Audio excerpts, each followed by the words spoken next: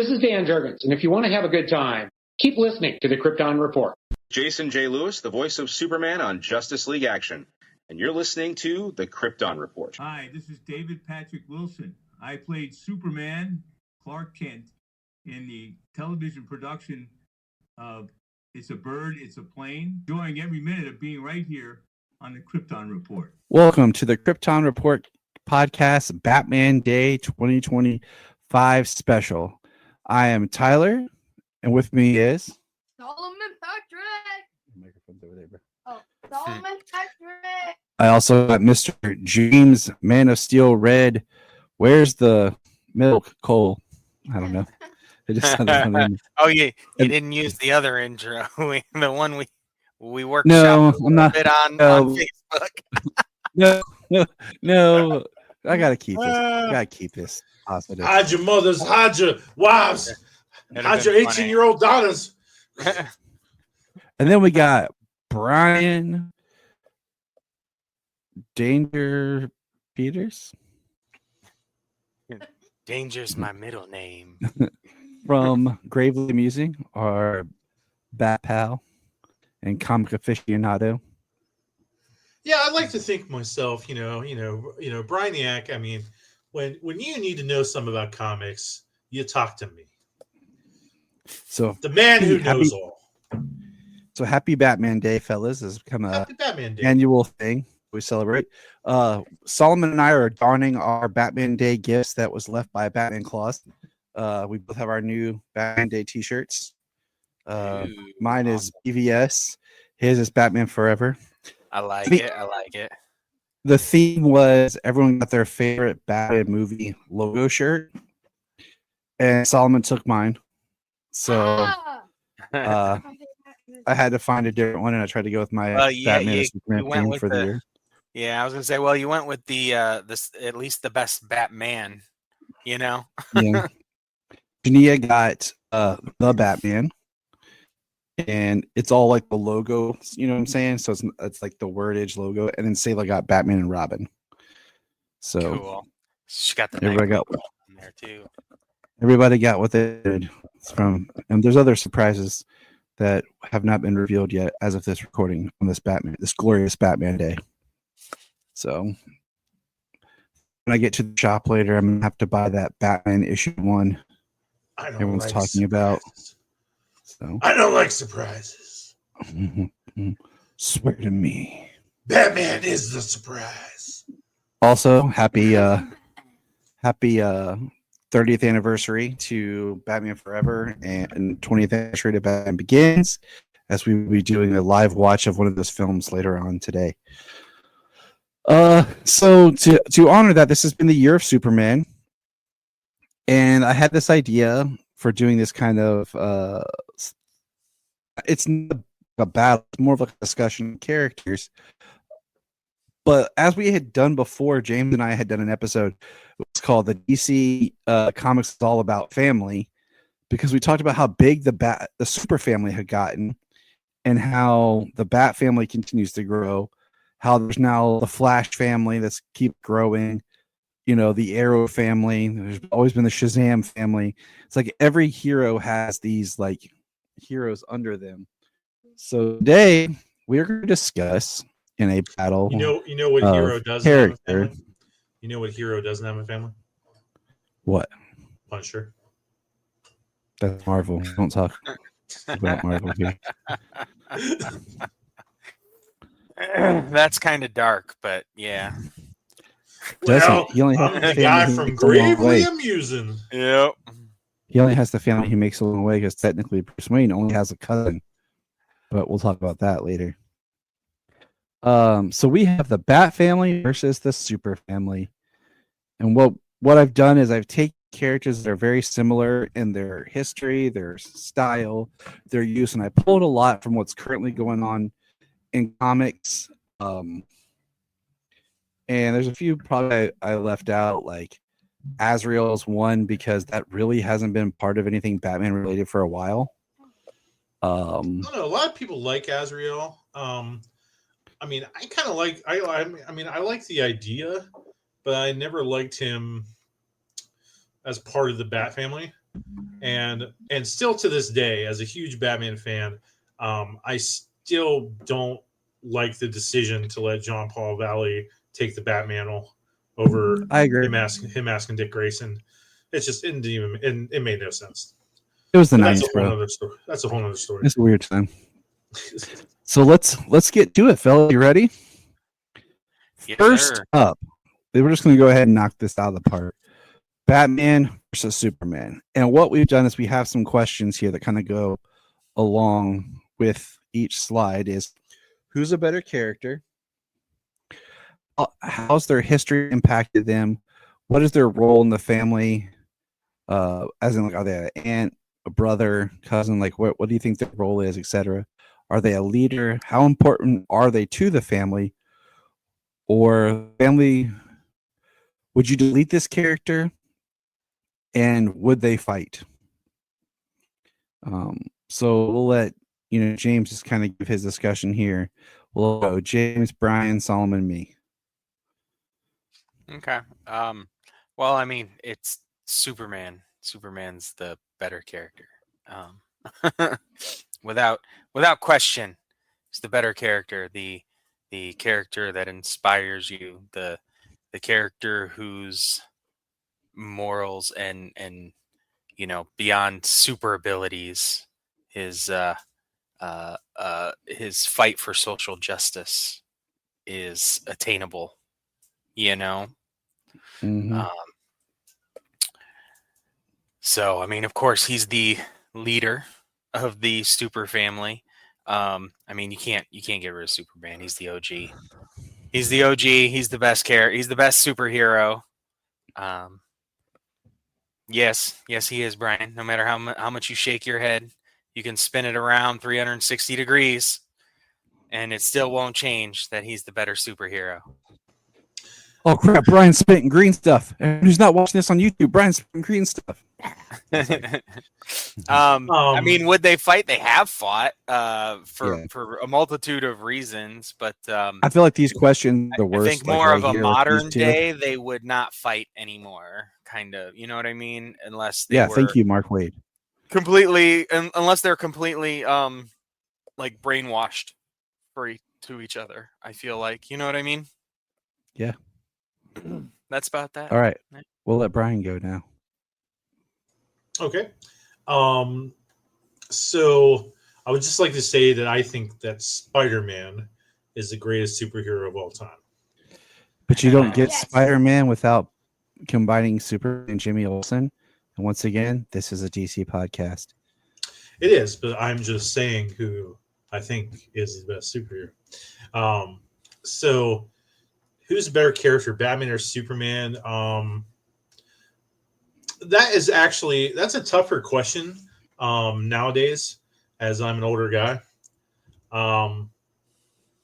So I think Batman is more in tuned to who I am as a person, but I wish I was more like Superman and being more hopeful.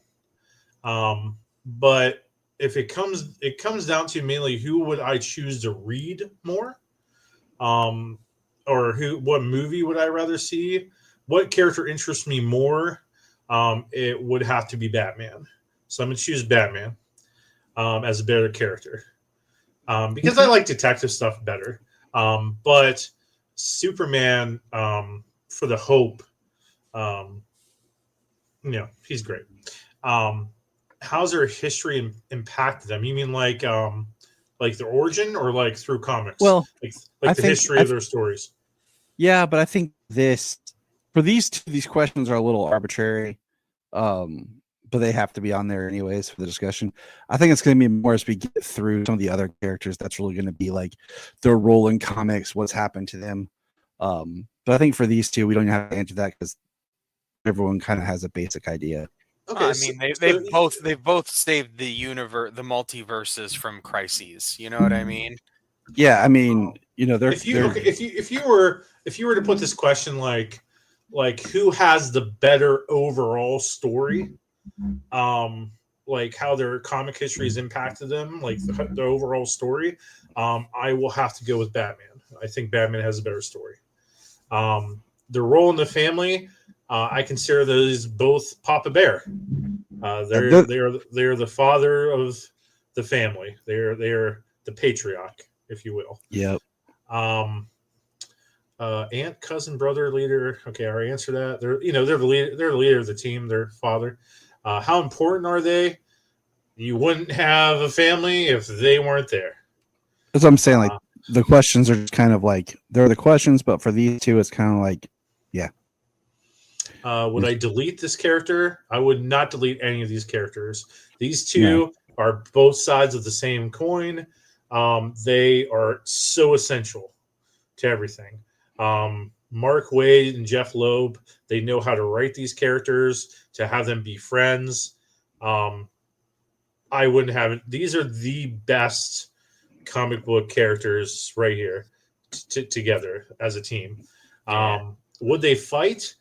I don't like when they fight, man. They fought so many times, but I don't like it. Like I need these guys working together, so I don't really want to see them fight again for the rest of my life. I really don't. I'm so tired of it. And that's all I gotta say about that. All right, Solomon, you're up. Okay, so this is a very tough fight. The better character, I'm gonna go Superman, just because he's the meaning of hope. He is hope himself, and like just him is hope. Their history has been very, very good with each other. Sometimes they have the rough ends, sometimes they have the good ends. But I like the good ends better than the rough ends. Their role in the family is definitely leader, because like Bryan said, you wouldn't have them. You wouldn't have any of these family members without them. They are very important to the families. Like again, I would never, ever, ever delete these characters.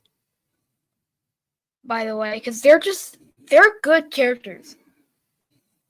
Darn toot. All right, so my quick thing is, And they won't fight. I think they're both even. It's a Hegel's dialectic of who is better. I think they are the patriarchy. They are the foundation that everything is built from. And Everything. I would even not. just their families. I hate when they fight too. And I think, like James was saying, like the way Mark Waid has them in his stories and the way they are now, I don't see that happening. I mean, it has to be one of those like mind control type things. But I don't like that. I've always said, like, or Superman, like Batman forcibly fighting like a DC KO coming up. Like seeing Superman and Batman battle is like me having to watch my brother and my wife fight each other. Like, no, don't do that. And yeah, they're not getting deleted. That'll come later as we get into some of these other characters. But here we go with now more of the craziness and discussions as we move on. And these slides are really in random order. I didn't want to put like all the big hitters up front, so I tried to space things out. No, I think it's spaced really well. So here we go. Spoiler. It's going to get interesting. It's going to get interesting. Stephanie Brown versus Starlight / Nat / I could have put Steel, or I think they called her Steely at 1.2. So we're going to start with Bryan. And which one of these characters do you think is better in all that? I haven't read Starlight or Nat in comics at all. I'm only familiar with her through the Superman and Lois show. That's my only familiarity. I didn't think she was a bad character. Like I liked. I mean, I don't know how much of Superman Lois is like comic accurate with her character, because I'm not familiar with her character in the comics. Somewhat. So hit and miss, you know. So I apologize. In my DC reading, my chronological from the beginning, I started in 2018. I'm now in the new 52, so I should be getting introduced to her just somewhat right now. But I'm not familiar with her too much, so I can only really comment on spoiler Stephanie Brown. So I think in terms of a character, this is where it's really tricky because I think Stephanie Brown's a better character if she would have died. And that's why I said this is interesting. So for those listeners that don't know much about Stephanie Brown, Stephanie Brown was somewhat introduced a little bit before in Batman comics in a story called War Games.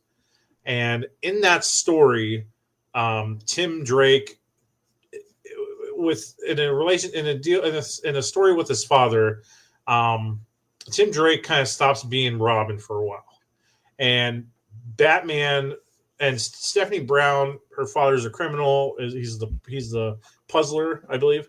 It's the puzzler. And she wants to prove herself, and she becomes Batman's new Robin in place of it. And the whole story goes on, and what Stephanie does is she goes into the Bat computer and she finds like an end game scenario to end all crime in Gotham. And what is contingent on that to work is Batman has to show up to a meeting as his alias Matches Malone and basically take over all crime under Matches Malone. And Batman doesn't know of that this has been activated, so he doesn't show for the meeting. All hell breaks loose. Black Mask ends up taking over all Gotham's crime. Blah, blah, blah. Stephanie as Robin, she ends up getting brutally murdered. And she gets brutally beaten. And Leslie Tompkins, one of my favorite Batman characters, who's kind of like the doctor of Batman, if you will, she lets Stephanie die. She lets this child die and succumb to her injuries to teach Bruce a lesson about endangering children and putting children in his fight and teaching Bruce the consequences of his actions of doing that. I thought that was so crazy. I thought that was such a good lesson for Bruce to learn. It made him question whether he made good choices having a Robin in the past. And like it was a big risk of a story, and I really liked it. And had she stayed dead, I think that her character would have a huger impact. But Leslie ended up faking the kid's death and hid her away. She didn't really kill her because I guess they didn't want to ruin the Leslie character, even though I think it would have been very interesting. So I know I'm rambling and teaching you comic facts, so whatever. But I think Spoiler's the more interesting character had she died. But because they're both alive, probably Nat's more interesting because Stephanie Brown is not really that great of a character unless she stays dead. Their role in the family, I don't know, like kind of your buddy's. Well, Nat's kind of like, that's your buddy's kid. That's like your niece that you get gifts for, the one friend that's like deeply respects you and loves you.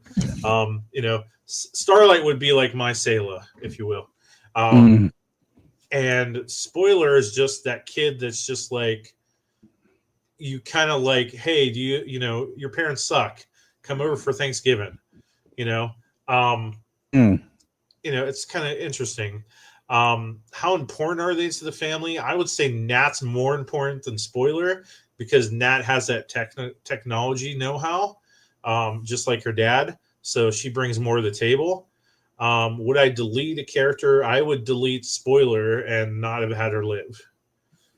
Because she caused all this tension with Tim too, that wasn't really needed. And will these two fight? Maybe, but Nat would totally destroy her. And that's all I have to say about that. All right. There's your comic facts of the day. Slim Jimmy Cole. I mean, so you know, a lot of Nat Steele. She's incredibly smart. So Brian said he didn't know a whole lot about her. I mean, she's been alongside Steele in the 2000s primarily, late 90s, 2000s. I'm not sure of her creation, her inception into comics, but wait a second. She was there in Infinite Crisis when Luthor gave Steel the steel skin. That's right. Nat was there.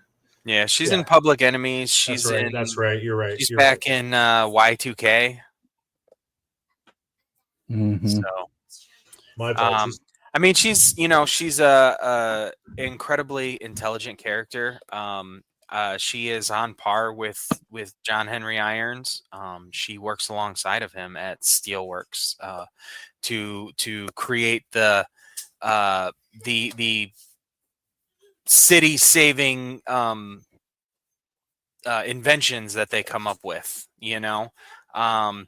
So I mean, she's incredibly intelligent. And she fights alongside the Super Family in a steel suit. That's, I mean, it's a guy. She's got to be an incredibly powerful character as well as an incredibly smart character.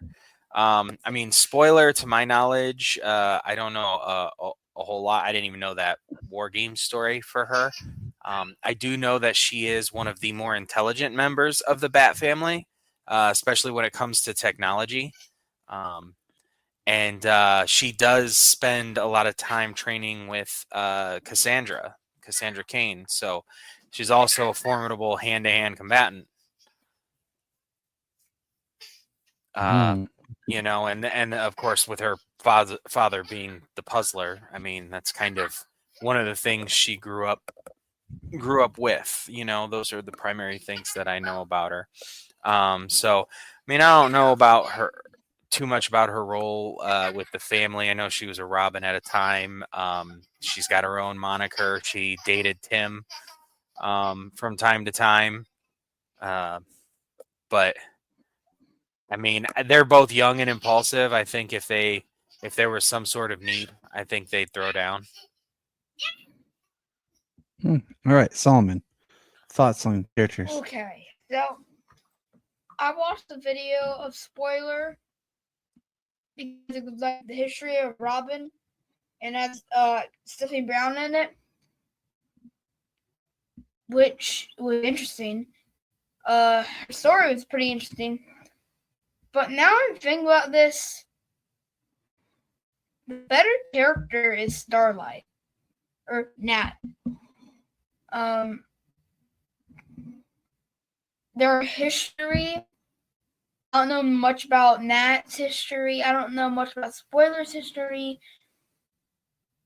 Because I don't read comics and I should. So yeah, I should. You're young. You got lots of comics and lots of time. Yeah, you got time, bro. Shun. That's harsh on the 10-year-old for not reading comics. Not reading the past comics. Yeah, modern comics. I bet he's read Justice League and Kong and Godzilla. No, we're saving that up. We're saving that up because we kind of want to hit that when there's 3 issues out now. So we've been. I meant the first part, not part 2. Oh yeah, we tore up part 1. Oh yeah. So Read Absolute Batman issue 1, and he was like, "I need to read that whole run." So he'll be cracking that soon.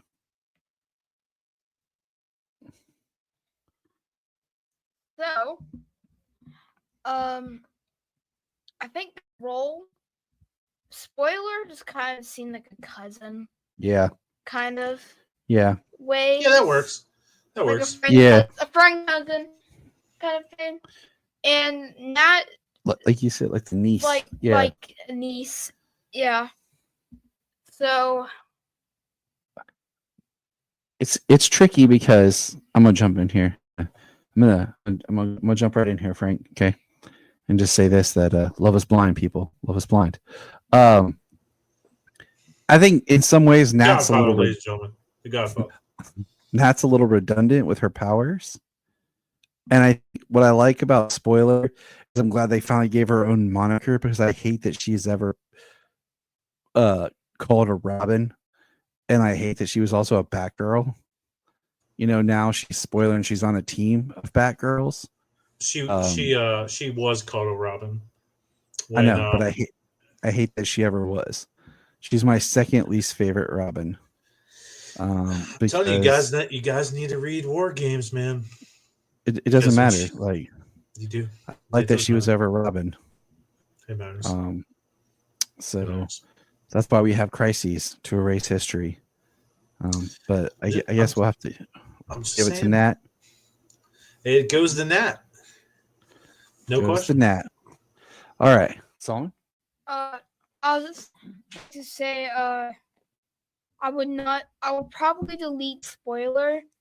I wouldn't delete Nat. Yeah.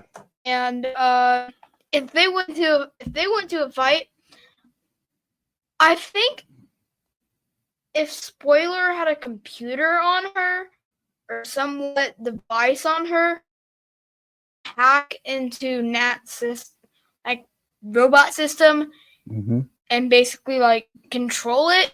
But I still think Nat's probably gonna win with that hammer. So okay, we're gonna go Nat. Now this next one, I thought about pairing them up differently, but I chose them for the redundancies. But we have Batwoman and Power Girl. So, Brian. Me? Yeah. Okay. I'm not crazy about Batwoman. I mean, I think that the Batwoman from like the 60s that was like whatever Kane, the original Batwoman. Kane. Yeah. There's Kate and Betty. Yeah, where she was just like another rich lady, and like Grant Morrison kind of like tried to like bring her back and kind of put her into stories and stuff. That Batwoman was a little bit kind of more interesting because she was like another female, she was like Batman, she was a female Batman. That was somewhat interesting, but Bruce's cousin here, Kate, like she's okay, but like I don't know. I could care less if she exists. I it's just like it's what it is. She just hasn't really sold me.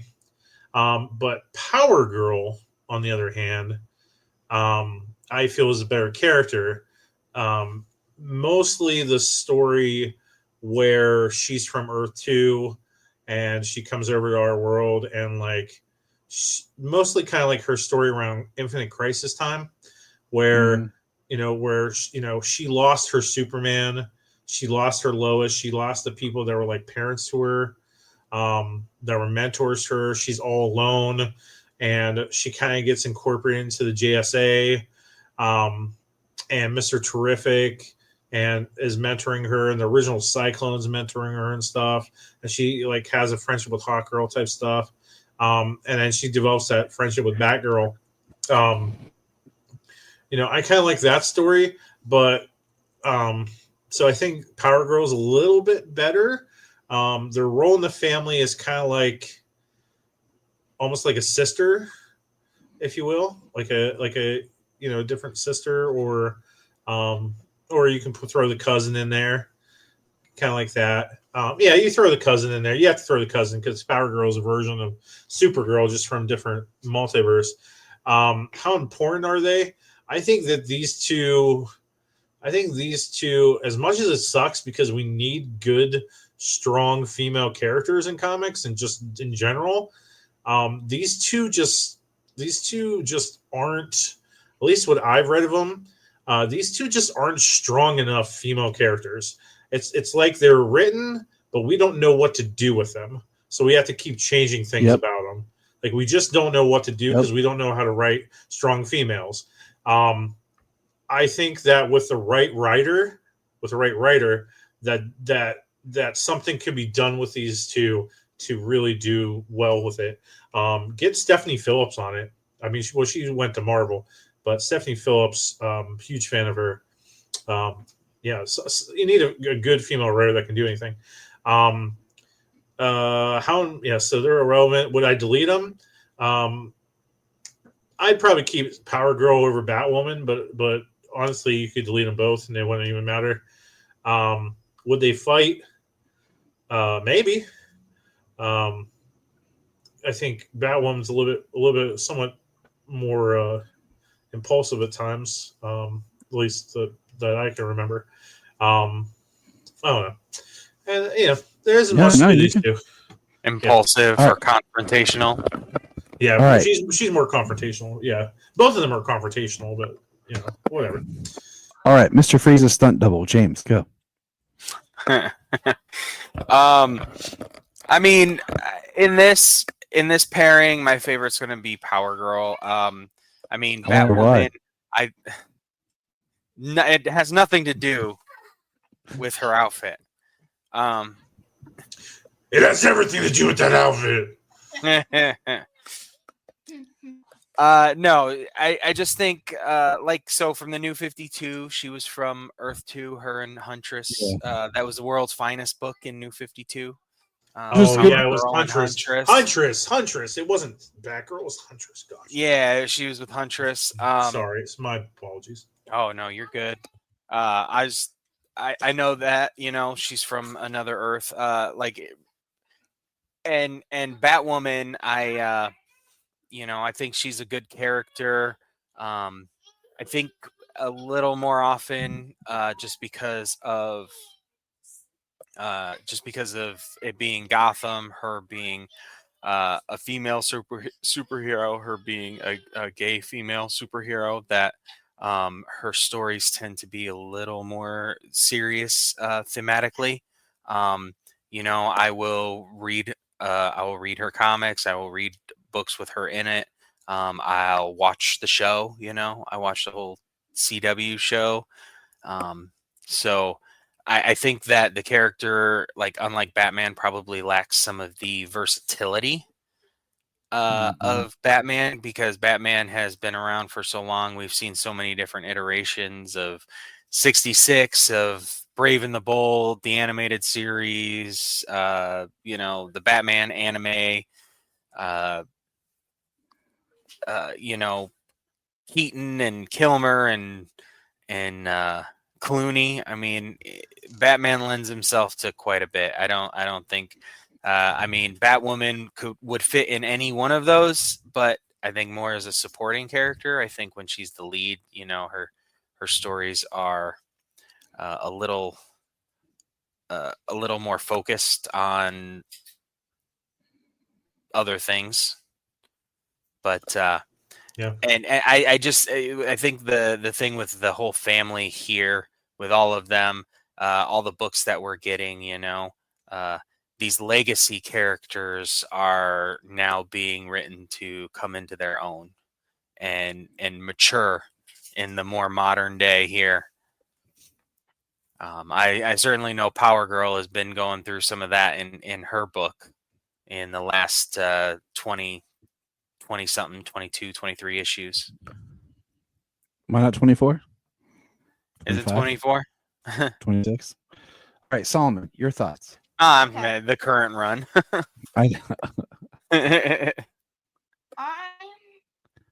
Okay.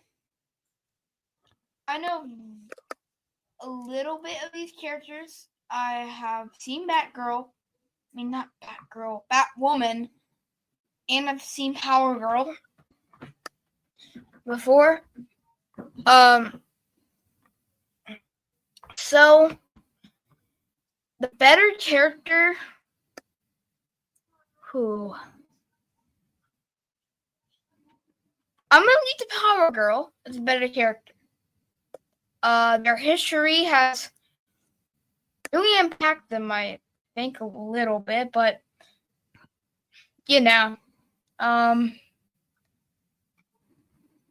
Batwoman's role, I feel like, is cousin. Mm-hmm. Same with Power Girl, cousin. And they are kind of important to the family. Like Power Girl is kind of important. Same with Batwoman's kind of important. But if I could delete a character, I'll probably have to go Batwoman. Okay. And I don't think they would fight. Just maybe. But I don't think they probably wouldn't fight. Also, I would like to say that I think if they did fight, Batwoman would kind of have the brain of like, okay, she's gonna come on to attack me. What should I prepare? What should I do? Because I haven't seen the Batwoman TV show in a long time, and I think she would know what to do, what to prepare for the battle of Power Girl, and I think Power Girl will probably win that battle. Okay. And probably stand on top. All right. I'm going to say this. I think Power Girl is over convoluted. I think that they try to get her in there and write stories, and by bringing her into modern continuity now, and they keep changing things. Like they tried to give her, she got the name Paige, and she was going by Paige, and then all of a sudden now they reestablish her as Karen Starr, and they keep changing her costume, and she's like doing these dual identities. I really think she's a character they have no idea what to do with. They're trying to do her in her own book, but it's just like that's correct. She doesn't work. Though I think she's a great character if like you were to do it where she, and I feel like they've tried this, but I feel like it's kind of gotten lost. Where she is the sole survivor of her Earth during a destruction. She's kind of a copy because I mean, there's been some really interesting Power Girl stuff recently when they've brought her in for like an issue or two with Supergirl and things like that. But then for the most part, they don't know what to do with her, and it just feels redundant. Yeah, she was okay with Philip. She was okay when Philip Kennedy Johnson was writing her, and they were having that. Her and Supergirl were having that, relationship building. But yeah, I think Power Girl and Connor Space would be a good book. Batwoman. My issue with Batwoman is her being Bruce's cousin, because to me that opens up a whole problem with. Okay, so her just say it, say it. I know what you're thinking. Say it. Martha's brother. Yep. And where were they when the Waynes died? Where were they? Where's the whole family? Tyler. Like, preach. So Jacob Kane was, Martha's brother. So where were they? During that whole, like a great story I think would be where you have Jacob Kane and his wife wanting to take care of Bruce, but in the will it specifically addresses that Alfred's the one because Thomas and Martha trusted Alfred more. I just think there's a whole story and dynamic that's implied that's not there. So I think with her being Bruce's cousin, I think actually hinders her character. And I think so much about Batwoman's story gets tied up because of her being a big deal about her sexuality when she came out. I feel like now it doesn't really matter, so it's not as much of a big deal. But like what Brian said, I think you probably delete both these characters and wouldn't really miss a beat or miss much. I think they're very complicated characters to write because they are so trickled down of the other versions. And we'll see even worse versions as we go. But next slides. I want to comment two things. A problem with Batgirl or Batgirl. I'm like Solo. The problem with Batwoman also is like is when they wrote her in the show, like they have to drill into your mind that she is a lesbian. Like it can't be just like she's a lesbian, she has relations with the females. No, they have to like really let you know that she's a lesbian. Oh And yeah. and like all my like gay relatives and gay friends are like, why do they write her like that? Like, why can't she just be a normal person? Like, whatever. But the other thing is the main problem with these characters, I think, really is that you look at Batwoman, you want Batgirl, you want Barbara Gordon or Cassandra Cain. You look at Power Girl, you want Supergirl, and this is like the Timu versions of those, and that's what it boils down to. You look at these and you just like, no, I want Batgirl, no, I want Supergirl. So, Yeah, right. I just like Batwoman's color scheme. I do like Batwoman's color Her scheme. suit. she does Her look suit and her good. color She scheme. does. Especially Yes. that artwork. Yeah, here we that go. was really good. Here we go. All right. This Orphan is a tough / one. Cassandra Cain versus Mon-El. I'm gonna go first on this one, and we'll go backwards. I think Cassandra Cain has a good history. They did her horrible in the Birds of Prey film. I don't even want to go into it. We talked about that before. I like that they gave the moniker of Orphan.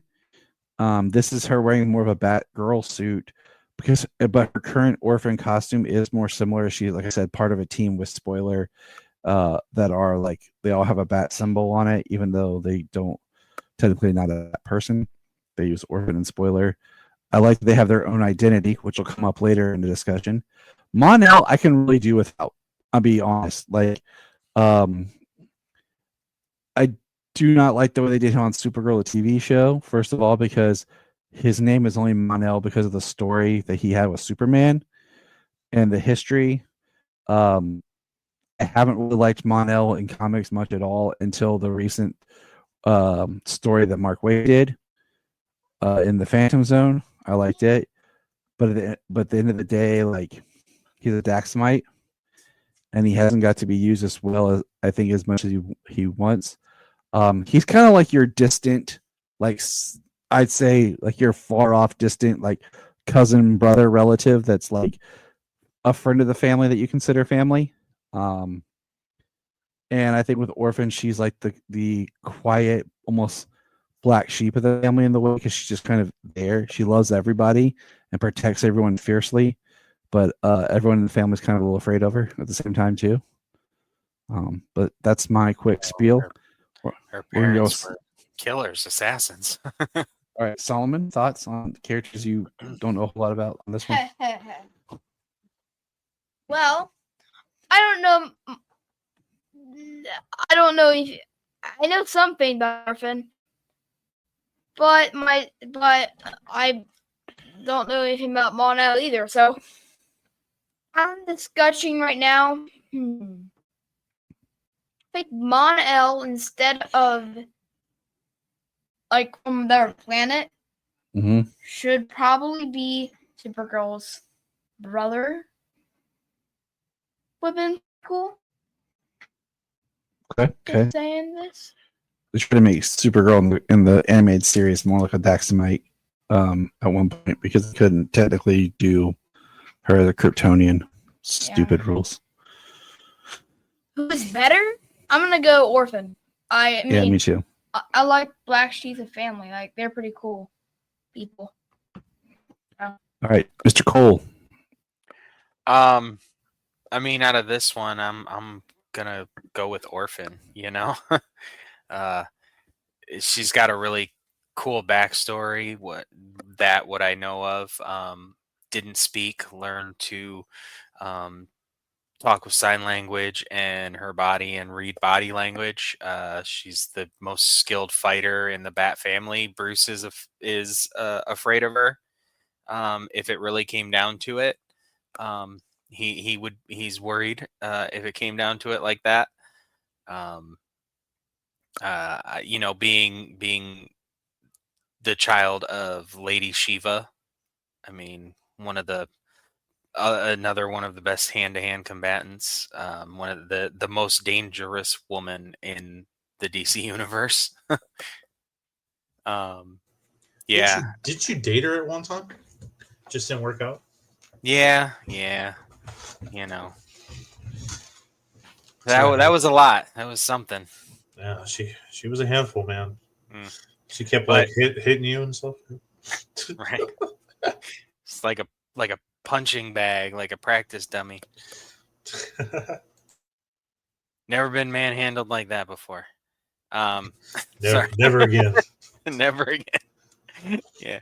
Monel, yeah. I mean, the recent story with Mark Waid is good. That's most of what I know. Too much from the comics. Couple of little one-offs here and there, but I just feel like, yeah, he's a character that almost lifts out. It was kind of like when Superman found him again, he was surprised to see him in the Phantom Zone, and he was like, all this time, and yeah, it was so. I mean, just Orphan. I think we can delete Monel.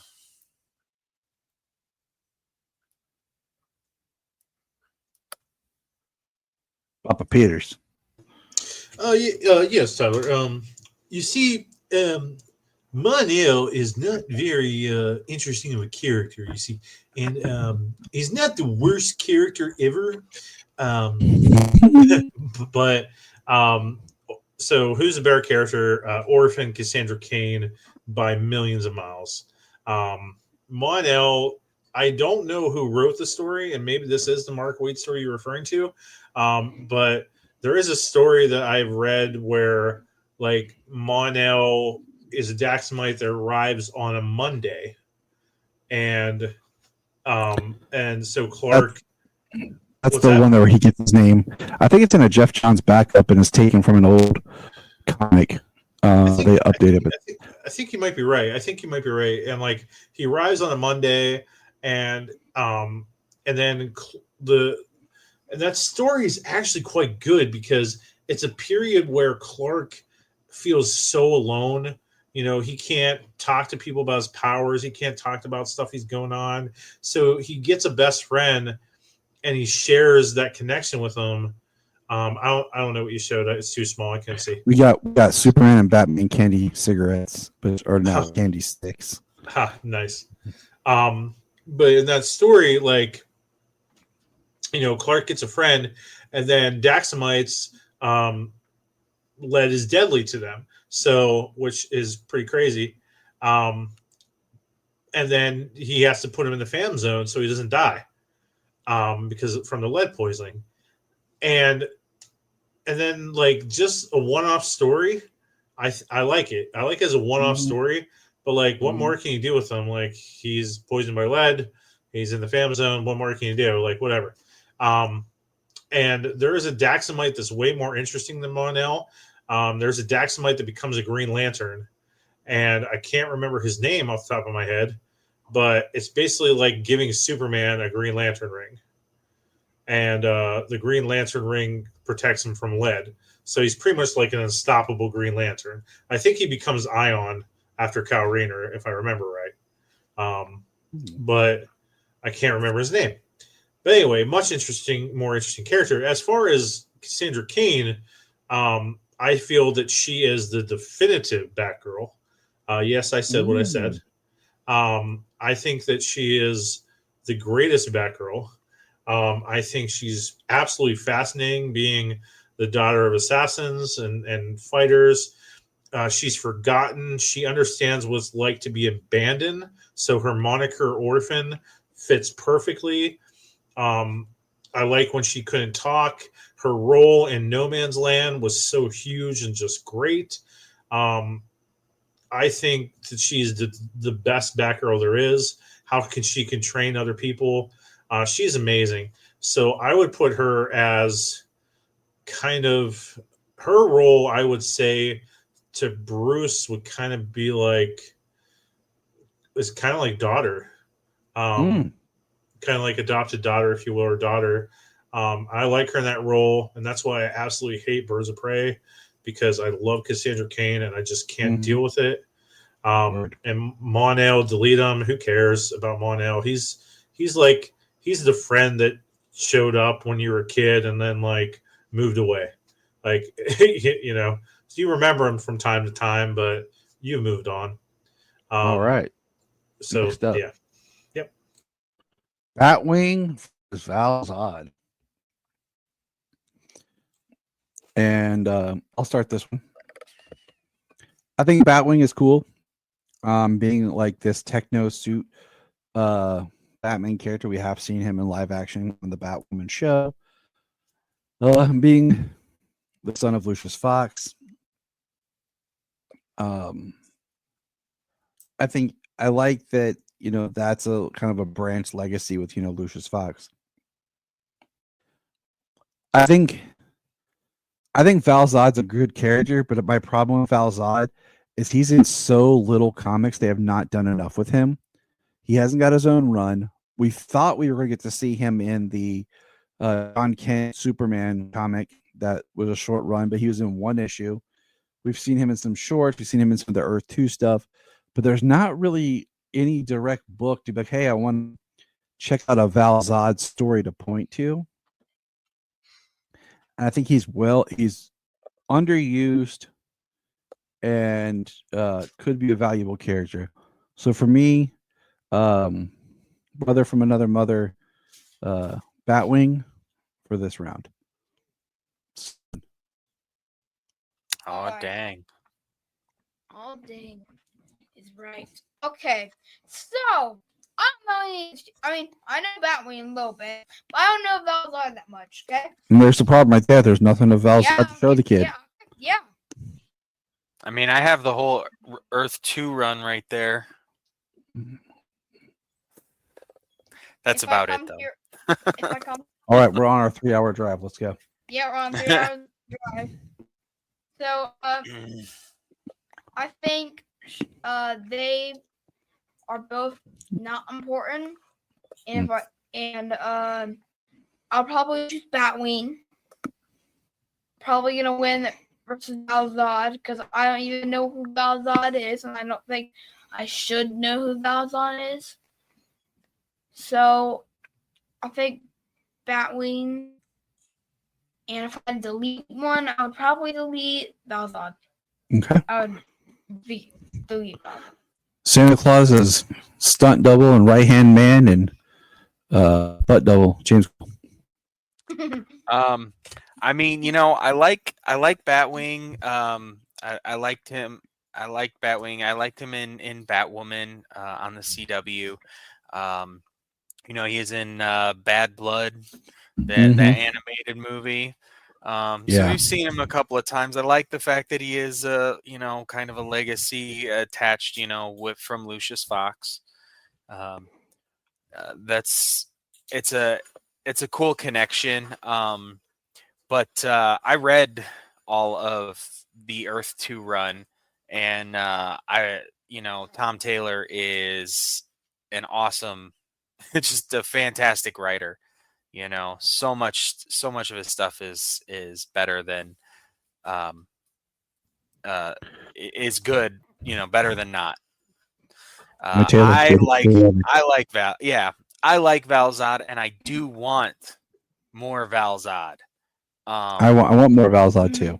Yeah, I think he's an awesome looking character. I think he's got some good potential. I love his origin in Earth 2 in the New 52.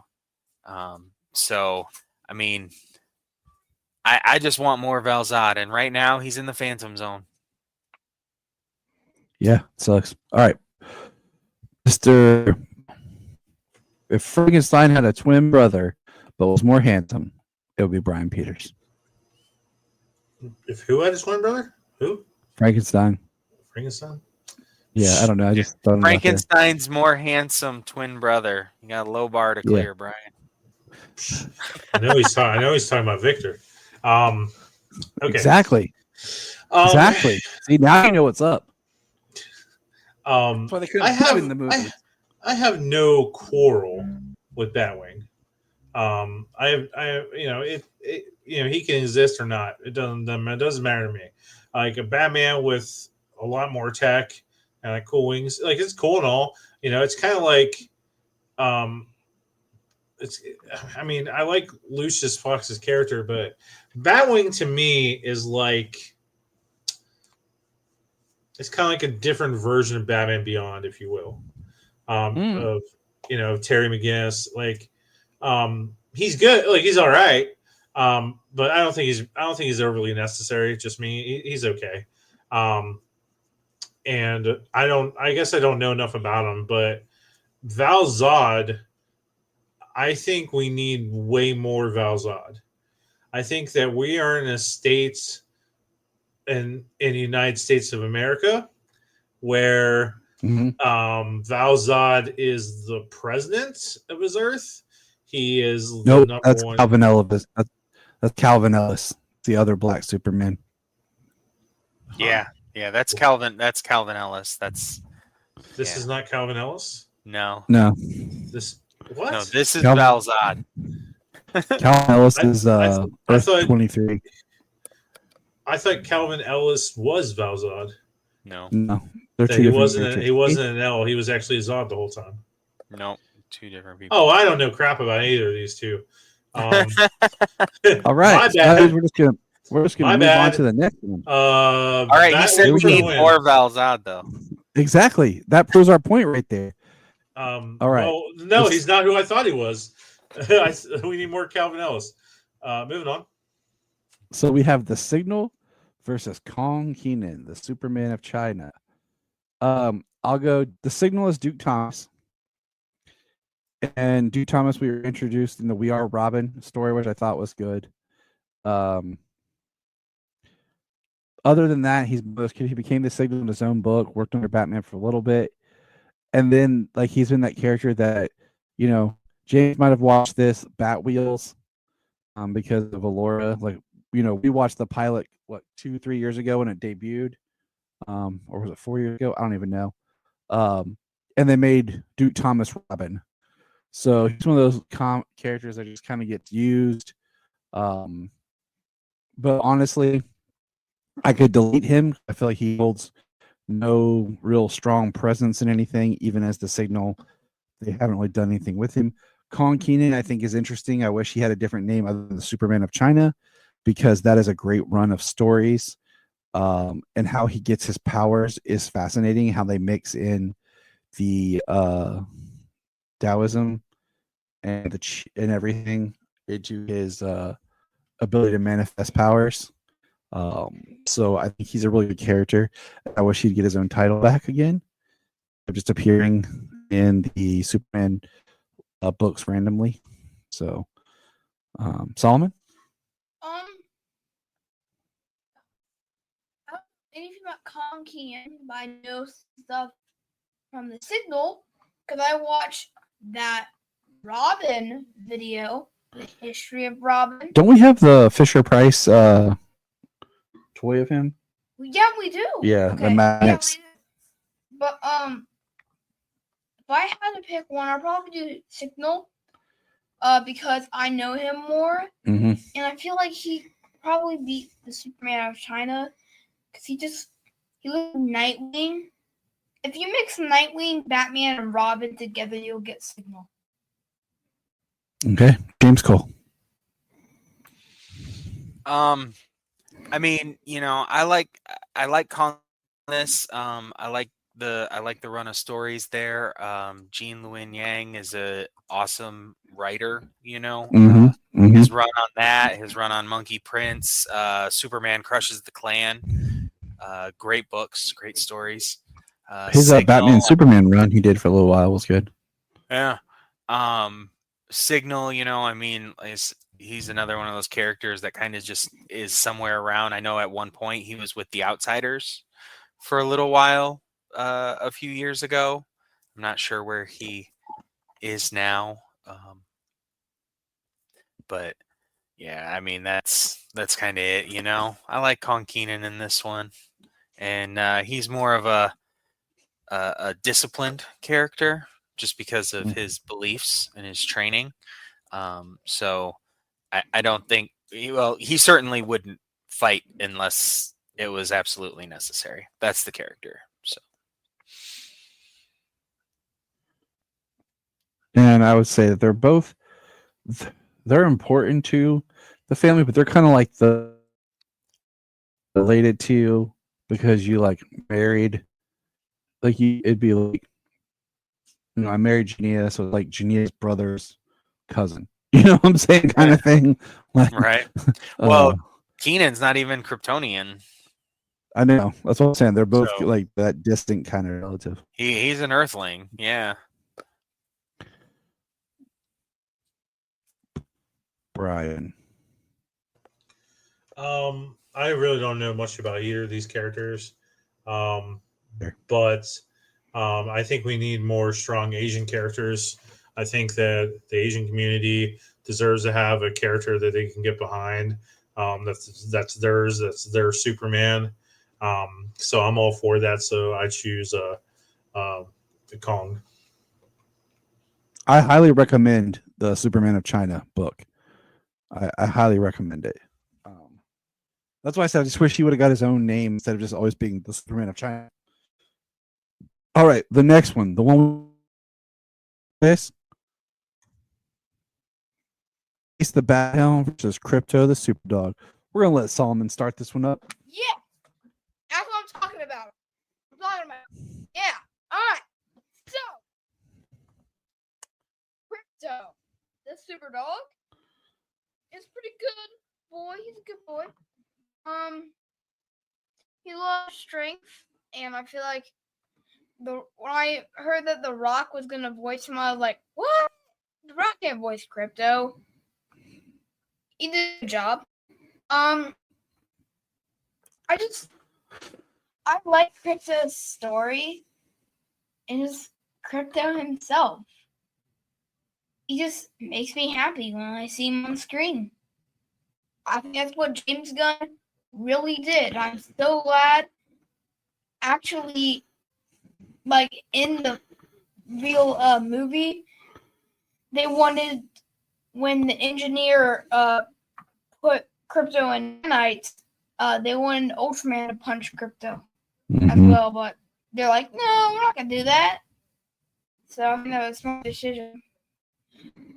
Ace, on the other hand, we don't have a lot of Ace now. And I mean, Ace is a good boy. He's a good dog. Kind of like a detective dog that can throw batarangs, but I still think that Crypto might win. I think Crypto is gonna win this one, and I'll rather delete Ace than delete Crypto, which I really think Ace's story in the Super Pets was peak, absolute cinema. You heard it right here. You heard it right here. I picked these two versions because I actually really like this. I actually really like Super Pets, the movie. I really enjoyed watching it with the kids when we saw it. I shared it with Kylan, the Crypto from our play. He loves this movie. He watches it a lot, as his parents have informed me. It's a great way to introduce kids to these characters. I would love to have this version of Crypto as my dog. And I really liked what they did with Ace in this. And I would love to see, like, if we got a later on Batman Superman film, like Superman gives Batman Ace as a puppy or something to Batman, as a gift. But if you guys, I think it was Tom King who wrote a Ace the Bat-Hound story, or it was either Tom King or Scott Snyder. I think it was Tom King, but I could be wrong. So please don't hate me for messing it up.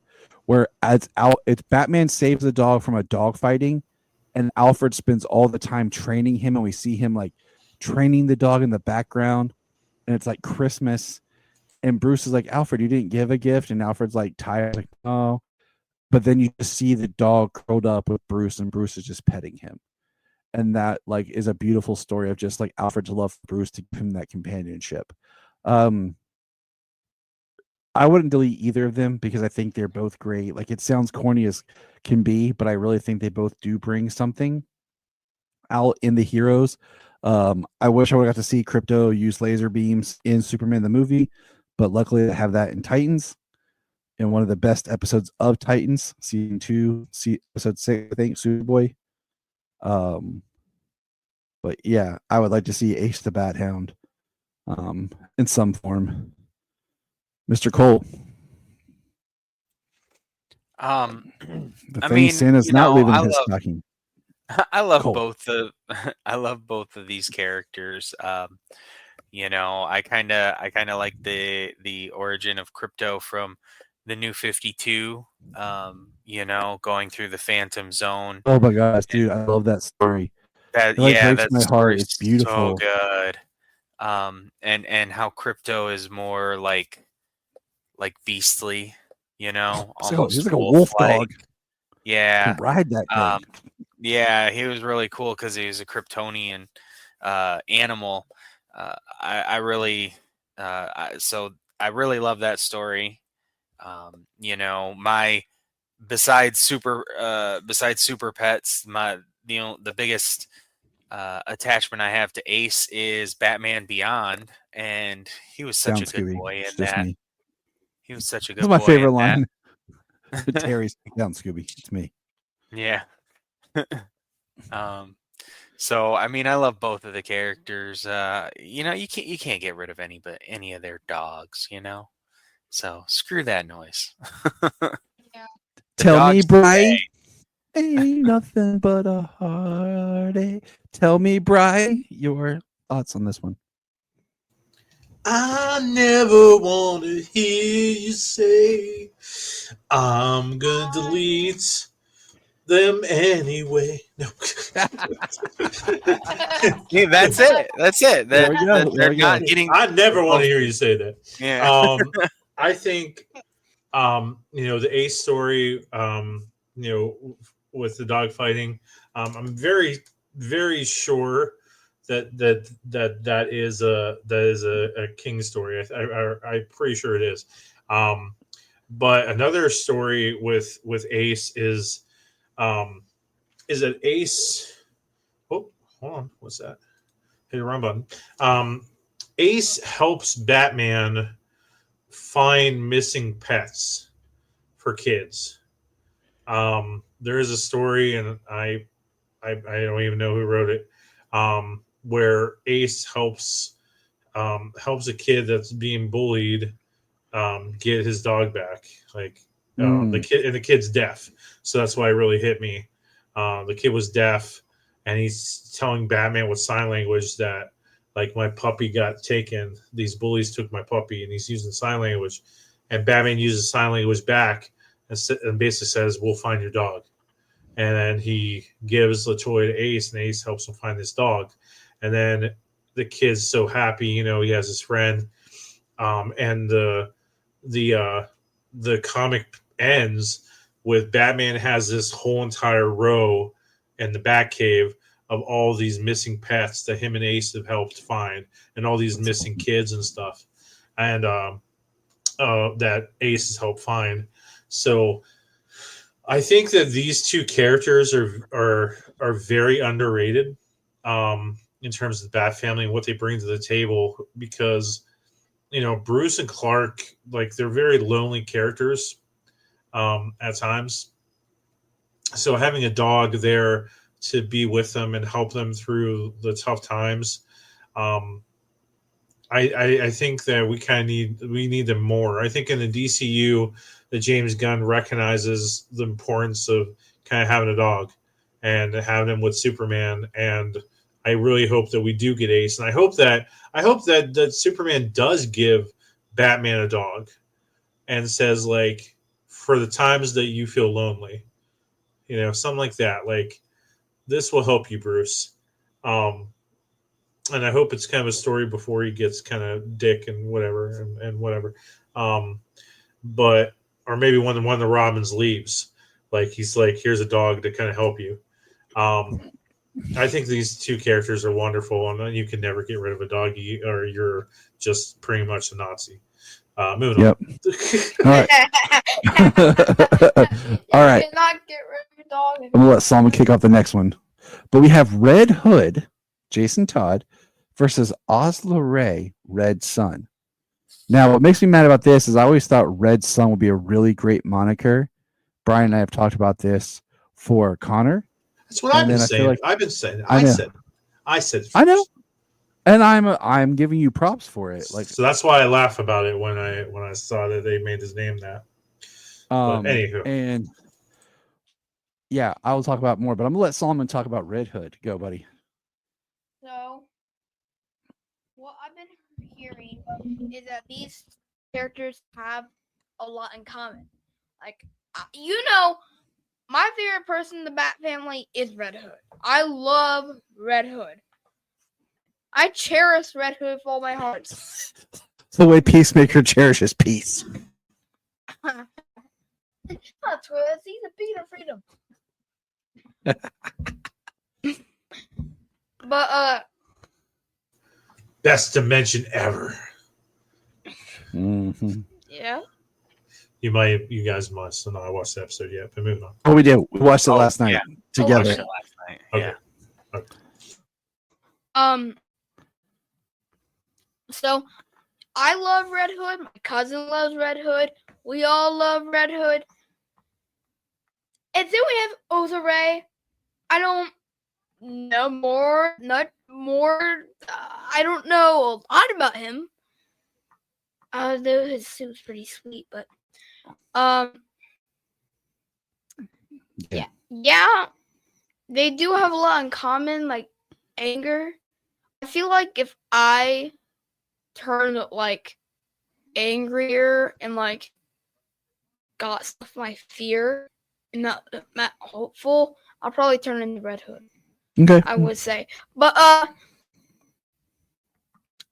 I'm going Red Hood. I feel like he would beat that kid to death. By the way, Yeah. I know that's great. You did the Joker beat up. Just So I'm gonna jump in here. yeah. So. I like Red Hood when he's written very well because you take Dick Grayson, Jason Todd, and Tim Drake, and you write them as three brothers, and you Jason being the middle child, kind of the forgotten, lost, leftover child with most of the issues. He can be a very well done dynamic where he has a grudge, a sense with Batman, and kind of lives on the skirts of the Bat family.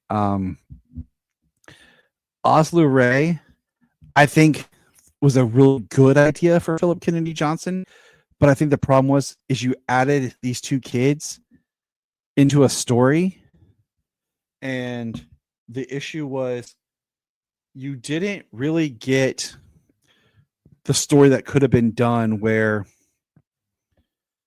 you don't get like this almost jealousy angle from John about his parents and him seeing what he lost as a child with these kids being raised by his parents and adopting by his parents.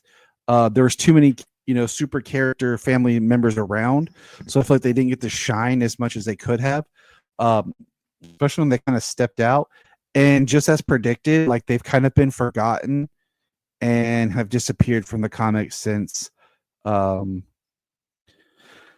why am I drawing a blank, James, on who's writing right now? Williams. Williams is taking over.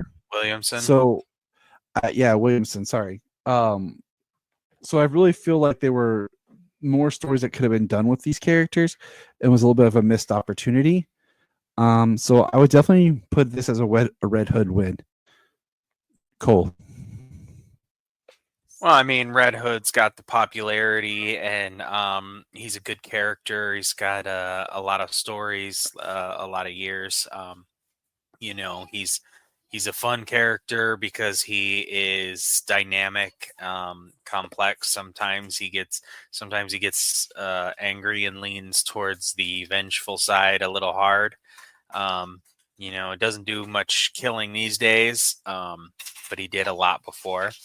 Oso Ra is, he's the part they played in the story, was good for the Warworld saga.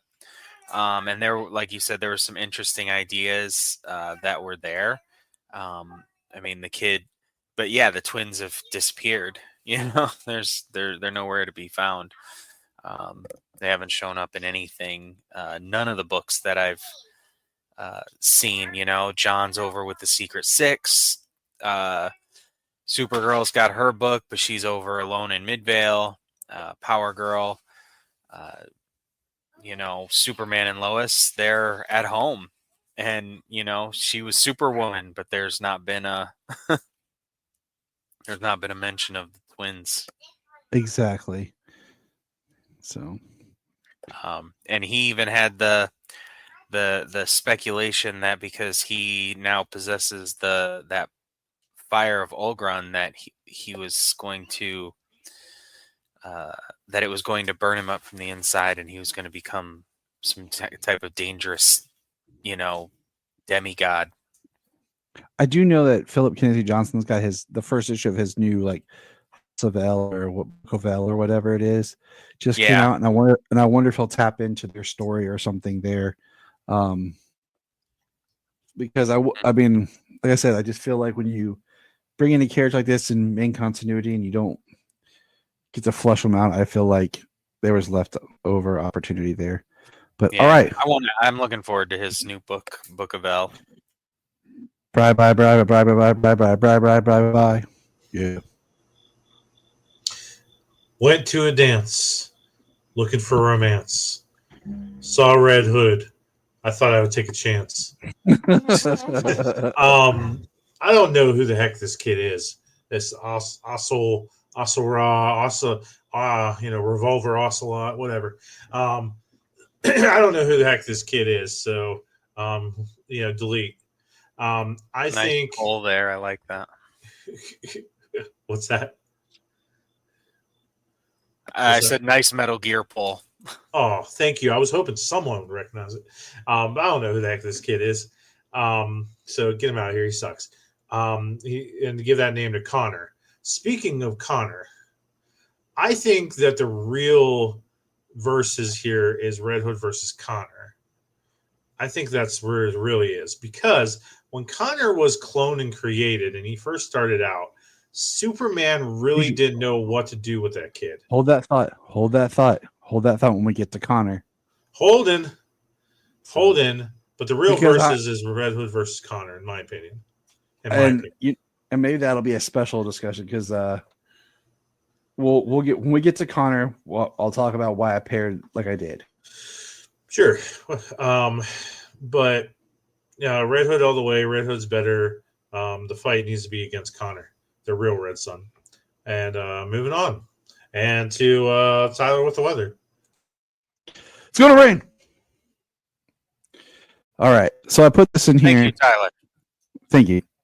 Bluebird, created by Scott Snyder, Harper Row, and Otha Ra, Starchild. Same things I said last time for Starchild. I hear Starchild, I immediately just think of Paul Rudd in Role Models. And if you haven't seen that movie, we're wrong. Bluebird, Harper Row, good character, created by Scott Snyder. Another one that's one of those created by a great comic book writer, but then none other writers have really picked up. She did appear in she did make the leap. Batman number 7. She did make a leap to Gotham Knights, the TV series, and she did appear in season 4 or 3 of Young Justice. Yeah, I think actually. I think it might have been season 3. I can't remember. So, I'm gonna give her the win by a slight margin, just because she was protecting her brother, and Scott Snyder's the best. So, ditto. Right, Solomon, what do you say? Ditto. Oh, okay. Well, thanks. But I don't know who the crap are these people. I've seen Bluebird before, and it just looks dumb. Okay. And it looks like a Temu knockoff, worse than Temu Nightwing, basically. And Otare, she's gonna win this because I don't know her. I'm gonna agree with you because I'm gonna agree with you, and no one can judge me. So don't be suing me or judging me. So I'm gonna go Otho Ray, Star Child. Okay, Bry guy. I don't know who this child of David Bowie and Madonna is. You know, Starman, Starlight, Starbright. I don't know what the heck this thing is. You know, Otho Ra. Wasn't that a character in Beetlejuice? That was a decorator. You know, Ortho. I don't know. Yes, that was Otho. Whatever. I don't know what the heck this kid is. Get him out of here. Bluebird's created by Scott Snyder. Child of abuse and abandonments. You know, adds to the family. Score one for Bluebird and Scott Snyder all day. Scott. All right. All day. All right. So next one, I'm gonna let Brian go first on this one because he's gonna have a lot to say. This is gonna be his favorite characters, and this is a good one. I think this is a good pairing. I think it's tough. But so you guys ready for this one? You ready? Red Robin / Robin Tim Drake versus John Henry Iron Steel. I think that this is the best fight on the card so far. This one's really good. I mean, an argument of Steel. You know, Steel. Steel was saved by Superman. You know, Steel took up the mantle when Superman was dead. He built a suit. He showed people how much Superman was needed. You know, the world needed Superman, and that symbol needed to be there of hope. John is amazing with tech. John has Steelworks. John always has Clark, Clark's back. But to my knowledge, John doesn't have enough really good stories other than probably the Reign of Superman. Like, there's that story near Infinite Crisis where Luthor is like kind of giving people meta powers and he makes him like covered in steel. And there's that whole thing kind of there. Like Steel's a big part of 52, which is like the break between Infinite Crisis and like everything afterwards. Like, he's just, Steel is a good supporting character, but he's not interesting enough for me to want to read him all the time. Just me personally. Like, he's just a good support. Tim Drake, on the other hand, is the Robin. Tim Drake is the Robin. Dick Grayson was never meant to be Robin full time because Dick is off to bigger and better things. Jason Todd was never meant to be Robin for the duration because of his arrogance and just impulsiveness. Tim Drake found out who Batman was, and he proved to him that I'm meant to be Robin. And through all the crap, through Bruce deciding to choose John Paul Valley as his successor, and Tim having to bring Bruce and the spirit of Batman back, from the dead or whatever. All the stuff that Tim has been with when Tim was infected in Contagion and Tim almost died. Like, Tim, and he's the first Robin to get a solo series, may I add. And there's a reason why Tim is going back as Robin in the new Batman #1 with Matt Fraction. But Tim is a definitive Robin. He is the best Robin, and the second best Robin that's growing on me is Damian Wayne. Yes, I said it. Damian Wayne's grown on me. Oh, he's grown on me. But Tim is still the number one.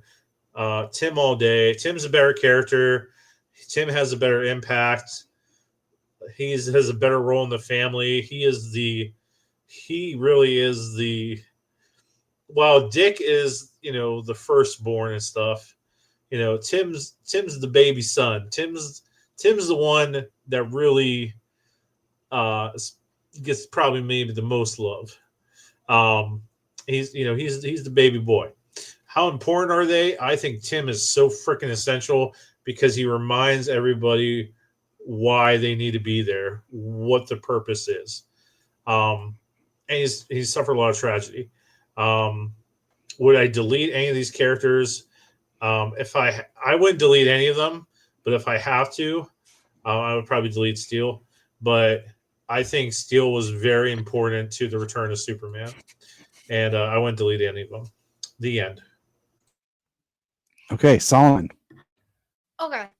So we're going to have Steel versus Red Robin Tim. Okay. Steel is such a good character. He's a good character, same as Tim. Tim's my favorite Robin. Just want to say that. And I feel like if I could go with one of them, if I was like, that one is going to be it, I'm going to probably go Robin. And if I could delete one, I would not delete any. And they're just really good characters, but Tim is going to win this one. Okay. Slim Coal. Coal Fire. Coal Fire. Coal Fire. Yeah. Yeah, I mean this. I definitely think that Tim is the more popular character. Everybody loves Tim Drake as Robin, and it's sad that he gets the short end of the stick as Robin. In most iterations, his name was used for Robin in the animated series, The New Adventures, and but he was mostly Jason Todd. Yeah. In most of that respect, but Steel, I mean, he's an incredibly smart, inventive genius. He's his suit and his technology is, I mean, he fights alongside Superman in it. It's pretty damn impressive. If it came down to a fight between them, I think I'm giving it to Steel. But as characters, I wouldn't get rid of either one of them. They both play a very important role, especially upon their entrance into the DC universe. Mm-hmm. And Tim's had quite a few important stories over the years. It's just in the last 10, 15 years that he's kind of been lost, with Damian stepping in as like the primary Robin. Yeah. So some sort of live action debut. I think I'm going to give it to Tim. But what I love about Steel is Steel really represents Superman's mission and ideas come to fruition. He was a man who was saved and he decided to pay it forward. And when Superman was taken, he decided to uphold Superman's values, to do something about it, and to protect the people that he loved and to fill in for the person that saved him. And I love that Steel is the Man of Steel, like literally, and really kind of taking that, like one of Superman's monikers and making it his own. I think he's a great character. He's had some good stories, but there's no like, oh, you point to that Steel story type thing. I think there is a Steel story like that yet to be written. And what's sad about Tim is Tim's like the best Robin that everyone's cherry picked. And what I mean like that is, you look at the animated series, it's Dick Grayson, but we're giving him Tim's costume. Batman Forever, it's Dick Grayson, but we're going to give him basically Tim's costume. Preach, because Tim's the best. Tim's. So they just pretty much took everything that was Tim's And then in comics, they try to retcon stuff like, especially in the New 52, when they tried to show what the first Dick Grayson Robin suit was and stuff like that. And then in the New 52, where they try to take that Tim was never Robin, he was just Red Robin, because they were trying to condense the timeline. So poor Tim has just kind of really got the short end of the stick in a lot of other media, because what made him as Robin unique, they kept taking away from him. And being that he's the third Robin, it's very difficult sometimes to get him into live action, because we really haven't got to play around that. Like, he did make his appearance on Titans. I thought the character was good, but could have been better. Well, when they try to boil down the entirety of comic book histories and you put it into at most 3 movies, to make a trilogy, you kind of run out of room to be able to tell multiple stories with like 3 or 4 Robins, And that's why, like, it would be, if you were to do a Batman film where it picks up where he doesn't have Robin, and it's the story of Tim becoming Robin, like Nightwing's already there and moved on, and Jason's back doing his own thing, and it's Batman by himself, like after having no sidekick. I think there's a story there. But yeah. Michael Dorn's 6-issue Steelworks at the dawn of DC was a good modern Steel story. If you haven't read it, it is good. But I feel like it's not great. Yeah, but it's only a 6-issue like holds up story. It's not like a continuing run or anything. So here's a big one. You guys ready? Batgirl, Barbara Gordon versus Supergirl, Kara Zor-El. Solon, you want to go first?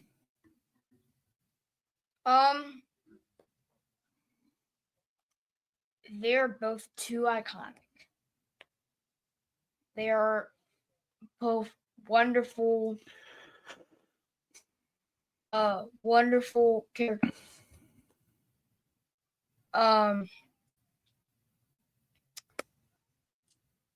They're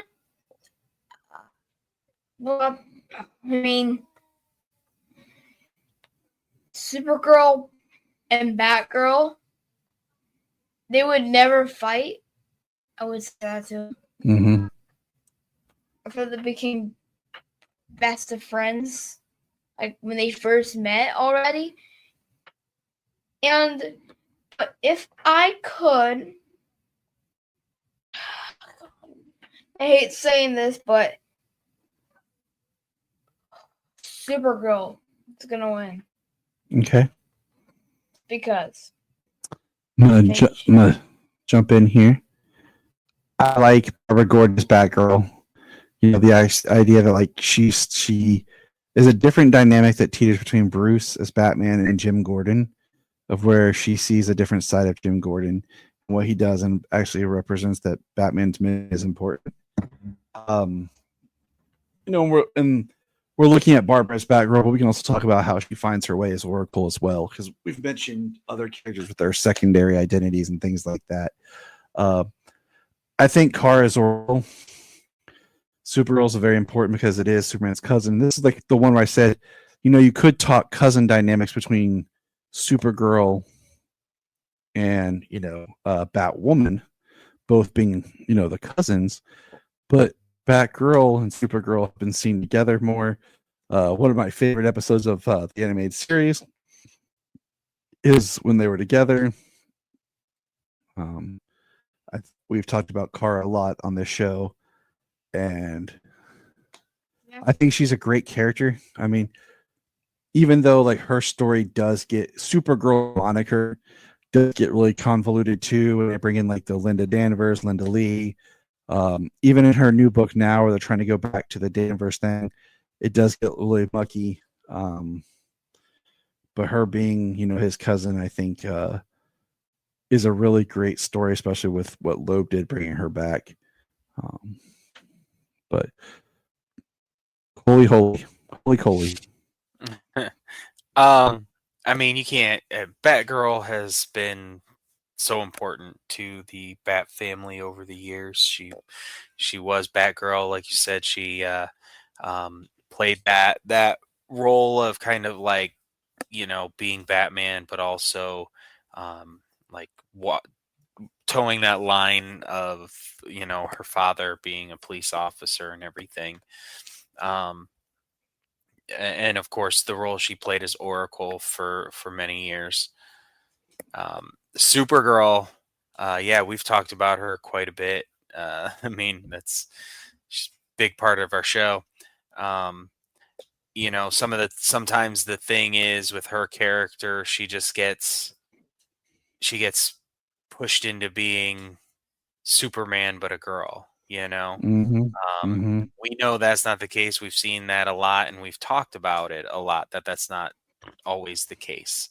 And she's a really good character, very um, um, passionate character when it comes to the things she cares about, and the trauma and the history that she has. I'm actually excited to hopefully next year get to see and a lot of people get to see the fact that she is very different from Superman. Mm-hmm. And I think that's an important distinction. And I'm gonna go with Kara Zor-El. Okay, Brian. I like Barbara Gordon better as Oracle. I like Cassandra Cain as Batgirl. I like Barbara Gordon as Oracle. I think that she was written better. She was more interesting as Oracle, as this woman fighting, abuse and also like trying to find her worth after tragedy. So in saying that, we're not talking about her as Oracle. We're talking about her as Batgirl. I like. I mean, Barbara Gordon's the OG. I think that Barbara is. I think Barbara's a more interesting character than Supergirl. Just overall, whether she's Batgirl or Oracle, I think Barbara is just a better character. I find more often than not when I see Supergirl or deal with Supergirl, I've found Supergirl extremely boring. Just me personally. So, I am intrigued by the Supergirl Woman of Tomorrow story, though, and I haven't finished the comic yet. But so far, I'm liking her. I'm really, really liking her. And I haven't finished the comic yet. So, but I think when the Supergirl show came out,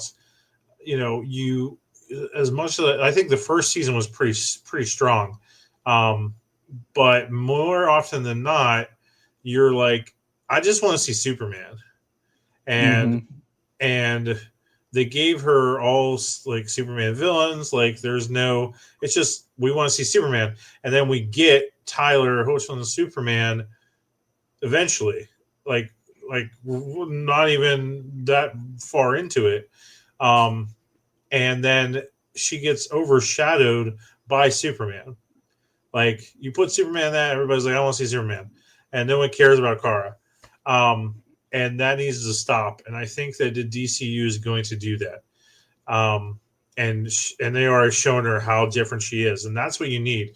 You need that difference. You need that, hey, my whole life, has been gone away from me. I was here to protect you, and you're old. You're not even a baby anymore. Like, so I don't have that purpose of protecting you. You don't need it. I know what Krypton's like, and it's gone. You don't know anything of what Krypton was like. Like, focus on that story, and I think they're going to do well with that. Kara is, the cousin, of course, Superman. Barbara is like I don't like Barbara and Bruce having any romantic relationship, and I know that Bruce Tim was. What? No, we all hate Bruce Tim No. for that. Yeah, like that it was beyond disgusting. It ruins the relationship between Bruce and Jim. It's just I freaking hate it. Um, Should never been I done. yeah. never been done. It's disgusting. So I, if so, I think that Barbara. I think Barbara is the better character. She's a little bit more essential to the overall operation of Batman. But I think that in terms of Kryptonian relatives, that Kara's all Superman needs. Just my opinion. That's all he Yeah. needs. He needs kind of that cousin sister. I think they're both essential. I can't really delete either of them. I don't think they would. Well, I think that Supergirl will probably fight Barbara eventually. I can't delete either of them, but I do think Barbara is a better character. Okay. Okay. All right. Here we go. The Battle of the Super Sons. We have Robin, Damian versus Super Son, Superman, Superboy, John Kent. That's why I grabbed the picture I did, because it's showing him in his different phases. Because Bendis, man, Bendis. Yeah. Should have just stuck with Daredevil and Ultimate Spider-Man. I picked this one because I don't like that they call John Superman. I don't like that there's two. I think I liked him as Superboy. I like the idea that at a point where we have, Damian and John are both biological children. So this is the different dynamic that they share. Damian is the biological son of Bruce Wayne. John Kent is the biological son of Clark Kent. I find both characters very interesting. I think the Battle for the Super Sons film was a really fun, good movie, and I wish we would have gotten a sequel to it. I like the dynamic of a lot of the stories of what John brings out in Damian. Damian's one of the few characters in comics who's actually kind of aged in a way, because he was a little older than John. Then Bendis aged him up to where John was older than Damian, but Damian's kind of caught up with him a little bit. But now John's a little bit older still. I think they make a good dynamic. I really enjoyed Tomasi's stories with them together as the Super Sons. John brings a light to Damian's darkness, much like Clark does to Bruce's. I think Damian as Robin represents something interesting with the dynamic of Bruce Wayne being with his son. And at that point in comics, Damian's a character that's actually grown. And as we did many years ago, about 5 years ago, if you watch the whole DC animated collective universe, starting with Justice League War and ending with Justice League Dark Side War, the character that has the arc is Every other character in that whole universe, hero stays in the same, but Damian has a journey through Batman and Son, Batman Bad Blood, Robin versus Batman, Teen Titans, the Judas Contract, Teen Titans versus the Justice League, and then of course in Darkseid War. I think he's a really and I've been keeping up with the comics recently with him and Batman, and their Batman and Robin title has been really good together.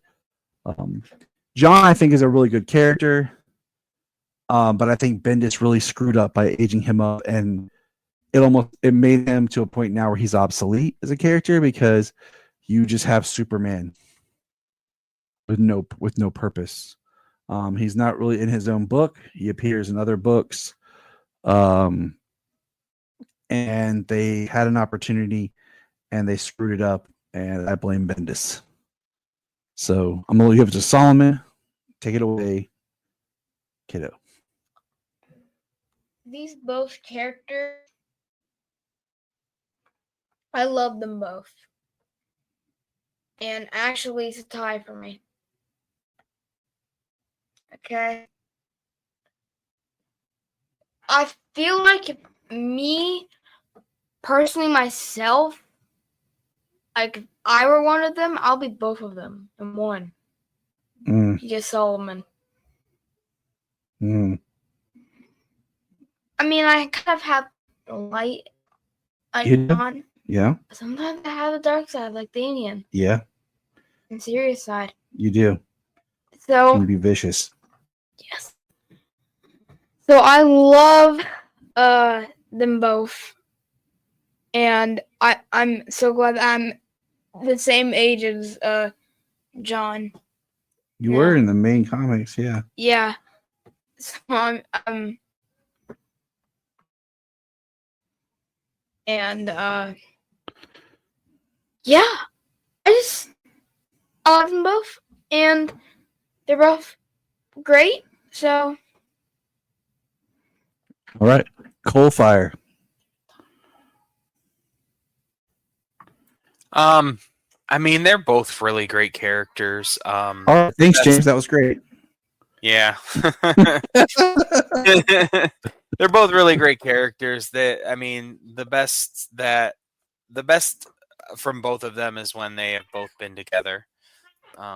In my opinion, just from what I've read of both of them. Damien has had, quite the journey. Unfortunately, most of John's has been it was it wasn't in panel, and so much of it now is in other books. It was in it was in Titans, and then now it's in Secret Six. And in that one they keep calling him Superman's kid. Not even Superman. They keep calling him Superman's kid. I mean, he doesn't have a name. Part of him being there is kind of like he has no place else to be. I mean, I think he's a really good character, and Tom Taylor's writing on him was really great, and I'm interested to see where he's going right now, where Nicole Maines is writing and taking that story and taking John with it, because the big interaction with her writing there is the relationship between Dreamer and John. So, I mean, that's really cool. But I mean, if this were to be like a fight, I think that they're both such good legacy characters. I mean, yeah, I think John's was there was a lot of missed opportunity. I think I'm glad somebody's trying to do something with him. Currently, he's not just somebody who's not in the books. Like, we had all those little tiny stories throughout the different action books, for a little while. Don't even get me started on Tom King and his Trinity story, because I'm scratching my head to figure out what's going on, where this is going on, and how this is going to work. So right, because at what point are John and Damien taking care of Trinity that we've seen? Yep. You know what I mean? That's what I'm saying. Like I just Tom King is doing this thing over here, and I'm like, you're making my head hurt, bro. It's annoying when writers like that get to. I mean, it's kind of like the Superman. It's not so far so good, but the Superman Unlimited story, it's not like canon of what's going on in the stories. So they get to just do whatever they want. So it's nice to see, but yeah, the best they had when they're together. I think they're both important these days, and they should stay right where they are. Like being the legacy that they are. Okay. Bryan. Damien's a better character. He hasn't been screwed up yet. He has to prove himself to his father. He has to prove that he's not had that evil of his mother and his grandfather. He has amazing stories. Jonathan and Damian, they had the opportunity with these two guys to have them grow up in real time. Superman and Batman have been around since the 1930s.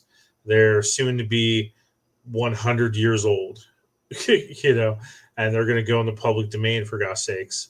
So to have them have children, blood children, and now Wonder Woman has a child, you know, we can lead into a new generation, but Bendis decides to age up Jonathan and just ruin him forever.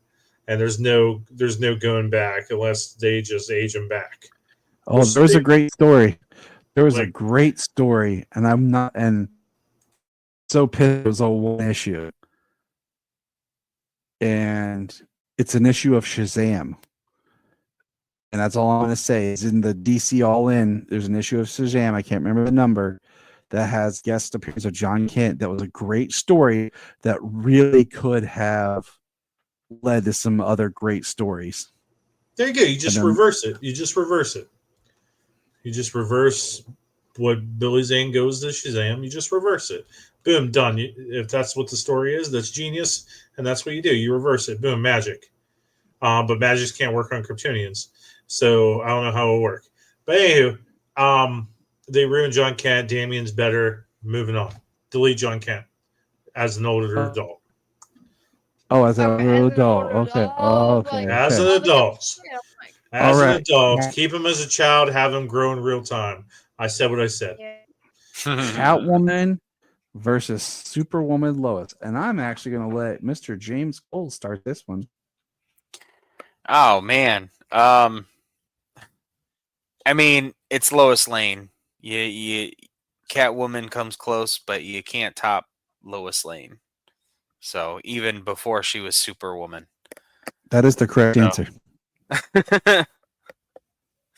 So there it is. There it is. Moving on. Brian?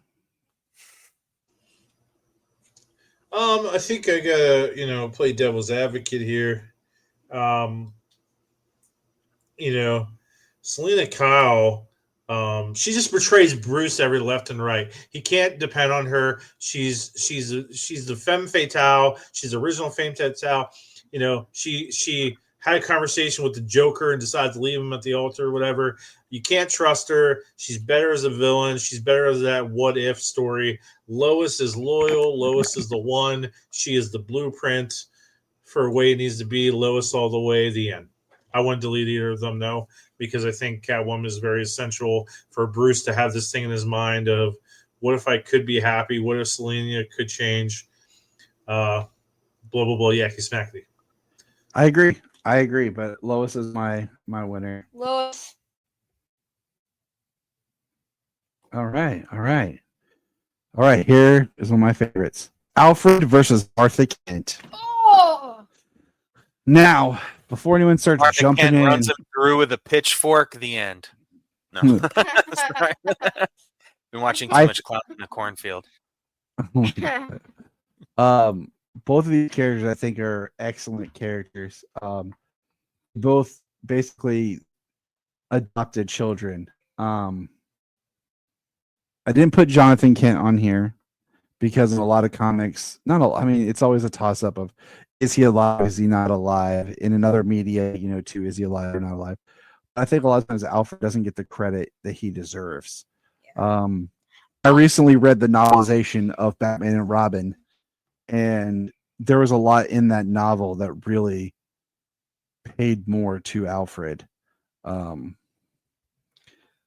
you don't get the man that Bruce is or the man that Clark is without these people.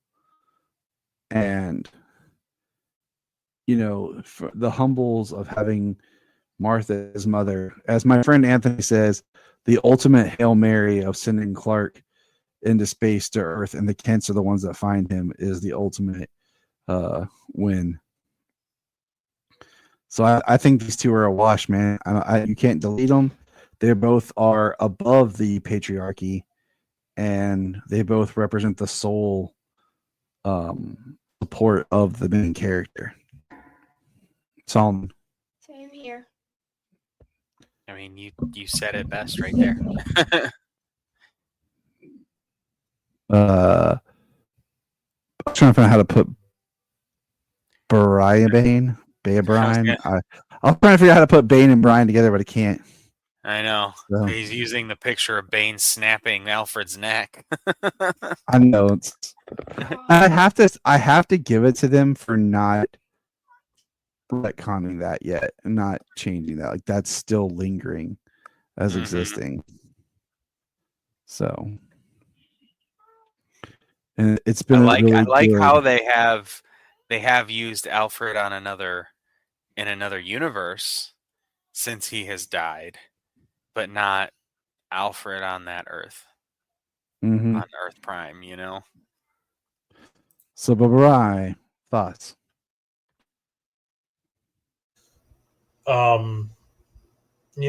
I think that you wouldn't have. Okay, I know I said that like you wouldn't have a Bat family without Batman, of course, but you really wouldn't have a Bat family if it wasn't for Alfred. Alfred for the longest time was Bruce's family. One of the greatest comic retcons of all time is changing Alfred. Alfred, when he first started, was a fat, bumbling idiot butler. And then the retcon was he went on vacation and he just lost all this weight out of nowhere. And he comes back. A great end story retcon. Like it's fantastic. Here's a guy that loved a family so much and loved his friend Thomas so much that when Thomas is gone, he decides to give up his whole entire life and anything that he might have wanted to do with his life, maybe being an actor or in some stories being in the military. He decides that I'm going to take care of this boy. And some stories, it's like he didn't want to take care of him. I don't like those parts of the stories. I like it where he makes the sacrifice and is like, Thomas, I can't leave your boys alone.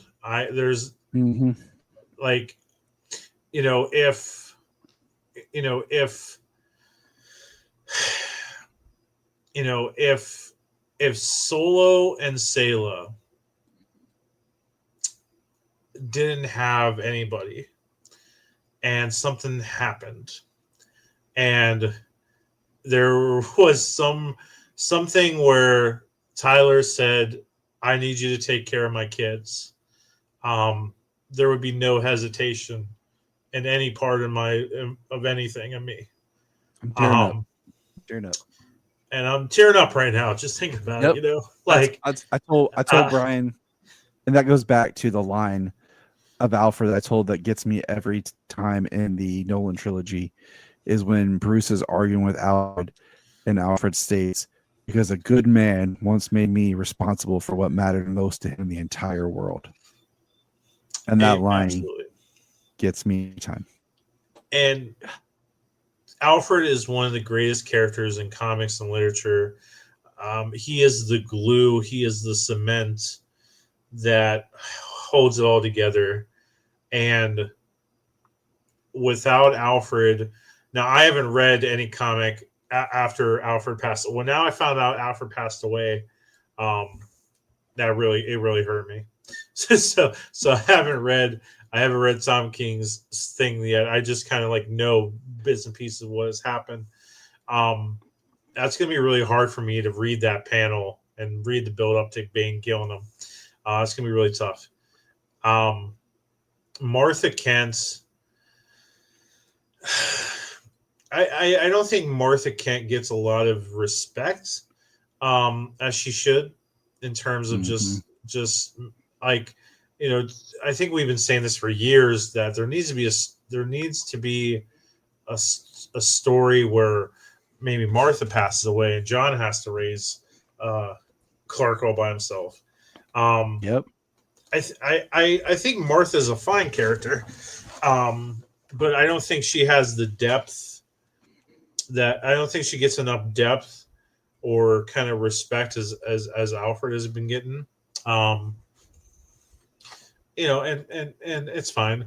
So I think that Alfred is one of the most important and vital characters. I love Alfred. I love his sarcasm that he gets in Batman the Animated Series. When we're done here, I'm going to watch some Batman Animated Series because sounds good. It's the anniversary of it as of the time of this recording, and it's also Michael Keaton's birthday. But yeah, I think I'm caught up in my emotions, and that's why I'm rambling. So I'm just going to say this: Pennyworth, the show, missed the opportunity to show a strong bond of friendship develop between Thomas, Alfred, and Martha, to why you would believe that this man would raise their son. They really missed the opportunity to make them become his best friends in a way that you see them working as like a family, almost to where you could see a story where that leads him to coming to work for them, and he decides to raise their child because these are his two best friends. It was a very missed opportunity to really set that and show that friendship. At this point, it's just because he had a job for life and he was set with money for life. He never had to worry. He was just shocked that the boy grew up to be Batman. Yeah, it's just there's no greater love than laying down your life for a friend, and Alfred did that. And he didn't complain. He didn't say that this was a bad choice. He didn't have regrets, and he gave his life for 4 boys so far. And I want to be Alfred when I grow up. There you go. Everyone says they want to be Batman or Superman. Nobody says they want to be Alfred. That's who we should all strive to be. All right, the last one, the one that Brian's going to have a lot of opinions on, so we'll let him breathe for a moment. It is Dick Grayson, Nightwing versus Superboy Connor. I chose this pairing because they're both the first sidekicks, kind of partner representation of the legacy moving on. As in Nightwing, Dick Grayson was Robin into Nightwing, and then Connor was Superboy. But this goes back to what you were talking about earlier, that Connor should have gotten his own moniker. Connor should have been like the Dick Grayson to John Kent. It should have been like this very Superman's brother. I think Connor represents Superman's brother, and should have been the fun uncle to John. And we didn't really get that story. It should have been a story of John and Connor together, where he kind of, in a way, John already is Superboy, but Connor like approves and kind of gives him the mantle. Maybe even takes off his jacket and puts it on John or something. And Connor gets his own mantle and steps into, kind of growing up instead of still being Superboy. So I really feel like Connor has been done dirty. I particularly like the black t-shirt Connor. I would have liked that costume more than this, like the red pant retro, whatever they were trying to do here with him. Jackets for a while, so that's not a big deal. But I always like the black shirt. They could have made that more of a stylish costume too. Dick Grayson, I think, is an amazing character, period. It shows that he's the one that really made Robin a mantle, because he leaves Robin behind, becomes Nightwing, and maybe would have thought of, we have to have a new Robin, until Jason Todd picked it up. Dick Grayson is a great example of trauma, in the sense that him and Bruce both witnessed basically the same trauma, but Dick had a support system of not just Alfred but Bruce himself, and how Dick grew from that and matured and grew and overcame things, while Bruce still holds on to his pain and lets it control him, and how you can experience the same trauma two different people can choose different outcomes. So I really think these are both strong characters. But I do give it to Nightwing for this. I wouldn't delete either of them. I need some good writing for Connor because he does feel much like Power Girl as a character that doesn't really have any place right now. Any comments from Solomon? That's my last comment, guys. The Nightwing. Okay. Nightwing is just. I kind of like Superboy Connor, but I like John better. Cause that's just me. But I love Nightwing. I love the character, and I love Dick Grayson. Be my third favorite Robin. All right. From one beard to another. Cole. I mean, in this, Nightwing is the better character. Dick Grayson's been around for so long; he's grown so much. Tom Taylor's story recently. It's funny. Everything keeps coming back to Tom Taylor recently. But his Nightwing run that he just finished up is, some people have said, one of the best Nightwing runs ever. So I know I haven't read the whole thing, but what I did read of it so far, I have really, really enjoyed. I mean, he's the better character of the two. I mean, it's gonna have to go with Nightwing here. I mean, neither one of these characters, I think, at this point, are gonna fight each other unless the fate of the world is at stake. But I do agree that Connor had been done dirty, and Connor really should have passed the moniker of Superboy on to a young John Kent, and he should have been his own character, Red Sun. Even could have made his ass Flamebird, Nightwing and Flamebird. They could have had a partner book. You know what I mean? Yeah. like that would have even been cool. It'd be funny. We probably wouldn't be having Jimmy Flamebird all the time right now if that was the case, but it would have worked. And certainly wouldn't have had John aged up to where he was, or where he is now. Mm-hmm. So both great characters. Nightwing has grown and evolved. I mean, Superboy Connor, he has. I mean, look at Young Justice. If they would have written him over the years like they did with Young Justice, yeah, sure, he doesn't age physically, but he matures, Mm-hmm. as a person, and becomes, a much better person and a great hero in his own right. He has some different powers and things like that than the other Kryptonians. So there's some things that make him unique. I think they just did him a bit dirty, writing him off the board and then kind of bringing him back where he basically was when he left, and bypassing him with John. All right. Bryan Peters. Yeah. I think that Connor should be matched up with Jason Todd. Because Jason Todd is born from Batman and the Joker.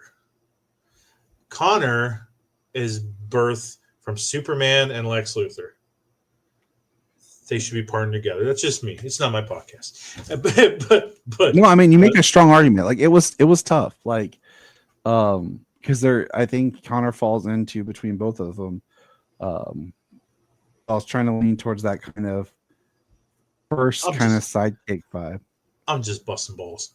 But you make good points. I probably would have put Nightwing maybe with Supergirl. But whatever. With Connor, like Connor, he kind of went into the same issue as Steel. Like the Reign of Superman story is very strong. That initial Superboy run isn't bad. He runs into like Hawaiian God. Mm-hmm. He kind of gets his own somewhat Lois Lane thing with I don't know. She's too old for him. That's what really matters. but I forget her name. He gets the introduction of King Shark. King Shark was originally Superboy's villain, and but they obviously didn't know a lot of what to do with him. They give him this, tactile telekinesis thing, kind of give him something different. I still don't even remember how it works, to be honest with you. But telekinesis. It's I don't know, it's weird. Like he can vibrate objects and I don't know whatever. But he doesn't shine until we get that story in Teen Titans where he's in the red shirt, the launch of Teen Titans, kind of leading up into Infinite Crisis. And he has a relationship with Wonder Girl. And then he finds out that he's part Lex's clone too. And we get this really good story and we get this really good conflict. And then we get the story with Infinite Crisis where he helps kind of take down Superboy Prime and stuff. And then what we do with them. And then we get the New 52 and they really butcher them and destroy, it's horrible. And then I think it's in New Frontier or something. And we see in Suicide Squad, there's this big reveal that Superboy is part of Suicide Squad, but it's not really even him. It's his Bizarro character of Match. They just don't know what to do with the guy. And they really, really ruined him. And I think he needs to be kept, but he needs somebody that can do something with him. Yeah, it needs to be a story of probably duality of that I have part of Lex in me. You could have this guy be a scientist, you could have this guy, there's so much you can do with him. I probably could write a story and I should. But going on to Dick Grayson. They started a really good story with him in Titans season 4 that I think they could have done more with. They didn't. See, I didn't watch Titans season 4 yet. I suck. I know. But I'm sorry. But with Dick Grayson is better than Batman. Dick Grayson is showing that overcoming trauma. I have a lot of trauma. Some of us have trauma. And that's kind of where I'm still in the Batman thing. But I wish I could be Dick Grayson Nightwing and overcome some trauma. Dick is the best character in DC Comics. He is the kind of heart and soul of DC Comics. And I think they finally recognized that in Dark Crisis on Infinite Earths or whatever. And they finally have that moment where our debate was settled because you always saw Dick Grayson as the brother of Bruce. And I always said that, no, he's the first son of Bruce. He's the one where Bruce wants him and needs him to be better than him. And he's kind of that best part of the mission of Bruce. Like he's what Bruce needs to be. And he finally called Bruce Dad. So Nightwing's the better character in the end, and let's go to sleep. Okay. There we have it. A nice breakdown between the two families. Been here, we haven't done a long episode like this in a while, but I think we have a lot to cover and a lot to think about. It's all in good fun. So I really hope everyone has a happy Batman Day. And it's full of joys, and Batman Claus brings you something special. And, I hope you just enjoy your day. And thanks for spending it with us. Mr. Bryan Peters of Gravely Amusing, thank you for being here. check out Gravely Amusing's Batman Day episode. Great conversation. Want to let people know a little bit about what we talked about? So it is the 20th anniversary of Batman Begins this year. So we decided to have a talk of basically did Christopher Nolan ruin Batman? Did the seriousness side ruin Batman or make him better?